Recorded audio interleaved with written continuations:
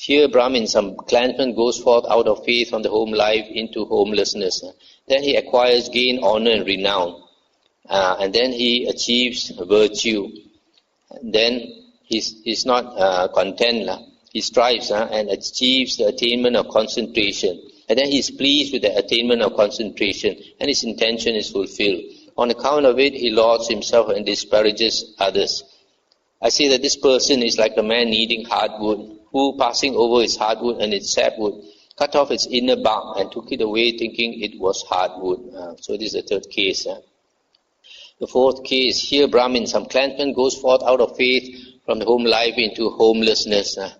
And then he acquires gain, honor and renown, but he's not satisfied. And then he acquires virtue, and then he's not satisfied, and then achieves the attainment of concentration. And then he is not content. He strives and achieves knowledge and vision. And he is pleased with that knowledge and vision, and his intention is fulfilled. On account of it, he lauds himself and disparages others. I say that this person is like the man needing hardwood, who, passing over its hardwood, cut off its sapwood and took it away, thinking it was hardwood. So this is the fourth case.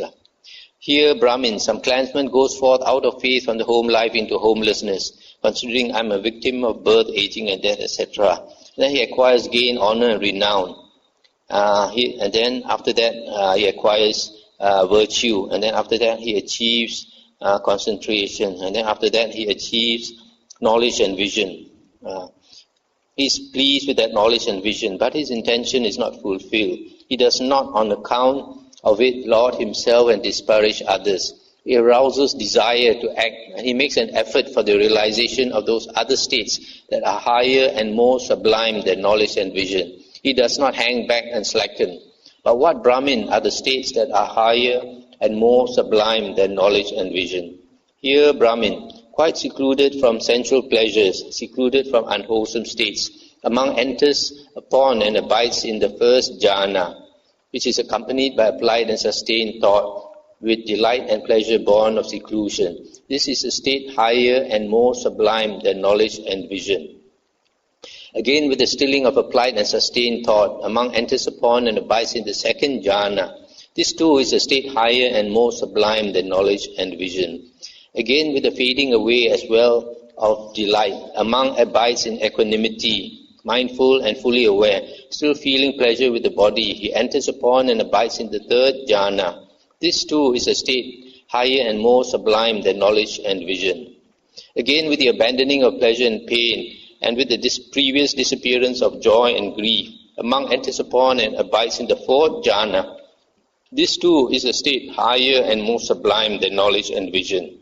Again, with the complete surmounting of perceptions of form, with the disappearance of perceptions of sensory impact, with non-attention to perceptions of diversity, aware that space is infinite, among enters upon and abides in the base of infinite space. This too is a state higher and more sublime than knowledge and vision. Again, by completely surmounting the base of infinite space, among enters upon and abides in the base of infinite consciousness. This too is a state higher and more sublime than knowledge and vision. Again, by completely surmounting the base of infinite consciousness, aware that there is nothing, among enters upon and abides in the base of nothingness. This too is a state higher and more sublime than knowledge and vision. Again, by completely surmounting the base of nothingness, among enters upon and abides in the base of neither perception nor non-perception. This too is a state higher and more sublime than knowledge and vision. Stop here for a moment. So here you see the Buddha is talking about the 4 rupa jhanas and the 4 arupas or arupa jhanas. And he says that all these states are higher than the previous ones. What are the previous ones? The first one is gain, honor and renown. Of course, this is not important. And the second one is virtue. Then the third is concentration, which is short of the jhanas. And then the fourth is knowledge and vision. This knowledge and vision refers to insight. So, since it is short of the jhanas, you can see here very clearly, this refers to the vipassana jhanas. The vipassana knowledge and vision that is practiced by people doing the vipassana meditation nowadays. So vipassana meditation when you still haven't attained the jhanas, the Buddha says, it is much lower. All these jhana states, the Buddha says, this is a state higher and more sublime than knowledge and vision. So in the original Buddha's discourses, the insight that you achieve without jhana is inferior. Nowadays, they always say that is superior, and that is the way to enlightenment and all that. You can see very clearly from the suttas, all those are lies. And in the Buddha's words, all those insight that is attained short of the jhanas are inferior to the jhanas. All the 4 rupa jhanas and all the 4 arupas here. Continuing, again, by completely surmounting the base of neither perception nor non-perception, a monk enters upon and abides in the cessation of perception and feeling, and his stains or asavas are destroyed by seeing with wisdom. This too is a state higher and more sublime than knowledge and vision. These are the states that are higher and more sublime than knowledge and vision. I say that this person, Brahmin, is like a man needing hardwood, seeking hardwood, wandering in search of hardwood, who came to a great tree standing possessed of hardwood, and cutting off its hardwood, took it away knowing it was hardwood. And so whatever it was he had to make with hardwood, his purpose will have been served. So this holy life, Brahmin, does not have gained honor and renown for its benefit, or the attainment of virtue for its benefit, or the attainment of concentration for its benefit, or knowledge and vision for its benefit. But it is this unshakable deliverance of mind that is the goal of this holy life, its hardwood and its end.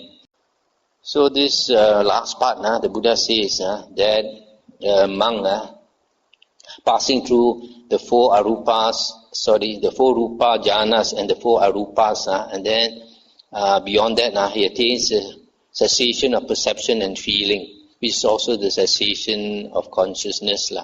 And when he comes out of that state, his asavas are destroyed by seeing with wisdom. So you see here, when a person attains the highest stage of meditation and he comes out of it,